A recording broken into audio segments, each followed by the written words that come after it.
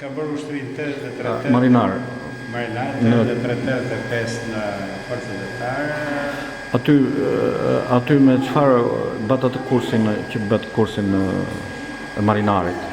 Kursin marinarit më ka bën Pashaliman për ndërlidhje. Për ndërlidhje. Kush ka qenë komandant i qendrës atëherë stërvitore në Pashaliman? Aty ka qenë një Shefki Baholli. Shefki Baholli. Po? Shef stërvitore. Po. I na merrte me këto. Dhe kalova në jetën. Aty të vleti ky formimi, ky kursi që bëhet i rëndësishëm, kam shërby në PIL, tash në tregon diçka për jetën e marinarit. Po. Mbasi mbarove kursin. Jeta e marinarit, mbasi mbaruam kursin 3 muaj Pashaliman, duke qenë se dole me rezultate të mira si radist. Isha radist që merret dhënat nga BSV me kufje në grup drejtimit shtab flotës dhe Ministrinë e Mbrojtjes. Jo njërë për marinarin, kur ke qenë marinar? Po për marinar. Marinar, po, fillove, pra në çfarë periudhe ke filluar në këtë detyrë? Në vit të ri të 84-s deri në përfundim. Pra, ju shërbyet si radist, nuk kam bërë shërbim me armë, vetëm me kufje radist në planshet në post luftarak. Në post luftarak të mbajtjes që ndiqte situatën detare. Ti ju transmetonit të dhënat që sillishin nga PSV. Aty shërbyet derisa kryet shërbimi luftarak.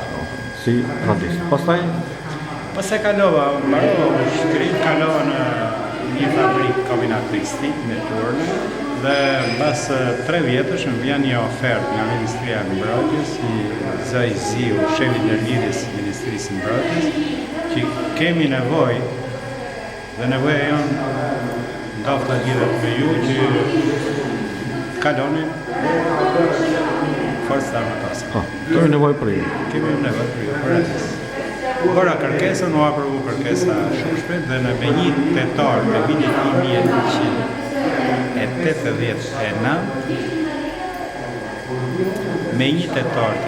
1989, fillova në forcat ajrore radist Vajin. Në Vajin? Pas një periudhe 1 vjeçare, kalova në forcat detare. Domethënë i bie 90-ta, diçka e tillë. Mbasi shërbeva 2 vjet në forcat detare, shkoj për kurs specializimi 2 vjet në Stamboll. 92-94. Mbas rikthimit. Tash këtu në forcat detare ju punuat pozicion planshet në grup drejtimit Ministrisë së Mbrojtjes në planshet planshetist. Ke qenë komanda e flotës apo? Te komanda e flotës. Ashtu. Kush ishte tjetër? Pajtim Bardhi, Bujar Pelushi, Faik Balla. Gjilit Meta që është aktuar. Domethënë brezit që kanë qenë në këtë periudhë. Po. Në 92-shin, pra siç u ktheva në ikën e specializim dhe kthea nga 94 nga Turqia. Aty për çfarë u specializove? Për ndërlidhje dhe gjuhën turke. Pra gjithnjë për ndërlidhje. Gjithmonë vazhdove në këtë. Po. Në këtë profesion. Dhe atje pastaj në 95-ën më transferojnë shef qendrën në Linz. Reparti 1255, qendra e ndërlidhjes flotës. Ishte ajo qendra e ndërlidhjes flotës në Linz, po. Atje shërbeva deri në atë periudhë sa që erdhëm këtu në Klepa. Ke qenë aty ke qendra e ndërlidhjes së flotës, aty cila ishte detyra jote? Shef qendre. Cilat ishin detyrat në përgjithësi, ato kryesore? Po ishte për gjithçka aty.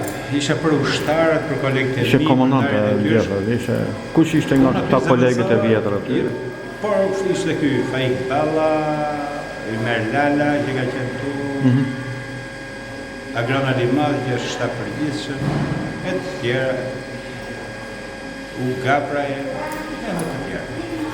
Po, domethënë nga ndaj pasaj erdhe sa u krijua këtu salla. Klepa, erdha prapë këtu në qendër operacionale pastaj. Sa u kriju qendra? Aty operator, cilat ishte detyra? Po, operator në vitin 2014. Me kërkesën time. Lëvizje, domethënë. Lëvizja dhe erdhe ku jam aktualisht këtë.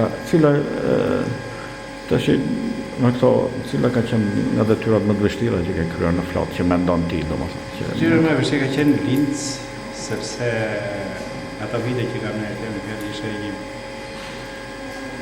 ishte që kisha të bëj me efektiv rreth 40 ushtarë. E kishte detyra të ndryshme, shërbimi, organizimi kolegëve mi në shërbime oficerësh.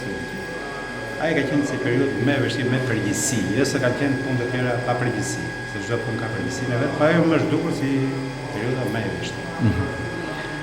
Po nga këto kolegët kështu që ke pasur, cilit në ruan ato përshtypjet tënde? Përshtypje në përgjithësi i rrit mirë për gjithë, sepse i pres që kemi qenë ne më kanë lënë mbresa shumë mirë dhe pse mund t'i jepshe një detyrë nuk ishte vëllë ta kontrolloj sepse bëte nga ndërgjegje që kishte. Njëjtën pozicion shikoj dhe këtu me kolegët e mi si që e ruajnë atë mosha, kulturën e punës e kanë gjithmonë. Si mendon për këto brezat që po vinë në marinë, çfarë këshille mund t'i japësh edhe këtu? Këshilla nuk mund t'i japësh sepse ata janë e para herë vinë nga që s'kanë bërë ushtri fare. Dhe nuk e njohin fort atë, si më thënë, përgjegjësinë e uniformës. Po me kalimin e viteve dhe këto ndërgjegjësohen, bëhen dhe arrin ndoshta ato nivele që i kërkon dhe koha. Po kështu ku je ndier më mirë gjatë gjithë detyrave që ke kryer? Kur je ndier më mirë si në punën tënde? Tash ndoshta llogarisë dhe moshë tash ndier më mirë ndoshta edhe nga mosha. Ashtu. Çik më ashtu bëj oficeroj këtu janë 3-4 ditë si më bie, kështu që. Tash çfarë grade je vet? Në gradën kapiter. Gradën kapiter. A sa vitet ka ngelur kështu? Kështu që jenë në fund jemi të karrierës. Presim do të pandalim. Kështu nga juve gjatë detyrës keni një orë edhe e prarë të lartë të flotës edhe kështu. Nuk doja kështu mendimin tënd për nga këta drejtuesit kryesor, për cilin se ti ke pasur rastin që të kontaktosh kështu me të gjithë. Tashi unë kam punuar një periudhë edhe thash dhe në aviacion dhe atje ishim për të respektuar oficerat e saj kohë sepse kishim marruar dhe në Rusi. Po kujtimet më të mira i kam këtu në flotë sepse këtu gjeta një gardë e vjetër që ishte të sistemit të kaluar të flotë, po që ishim profesionistë, ishim zotë, ishim komunikushi, ishim njerëz të zgjidhnin hallë. Dhe mund të veçoj këtu plot emra, siç ishte Robert Bali, siç ishte Tasin Meçi, më vonë pastaj Kudret Qela, Roland Nasta,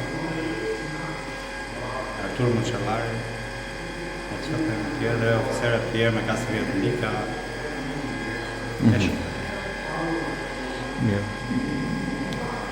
Dëshiron të shprehësh në një gjë kështu vetë, që në një merakun tënd, domethënë të ka bërë përshtypje vetë nga jeta në ushtarake për shembull. Ja, në ushtri me dëshirë dhe i kënaqur jam, ato objektiva që kisha vetë në ushtri kam arrit për gradën, formimin. Një fjalë kam rritur fëmijët në këtë rrugë, kam bërë 21 rrugë pastër. Dhe kështu jam i kënaqur. Atëherë ju uroj shëndet e jetë.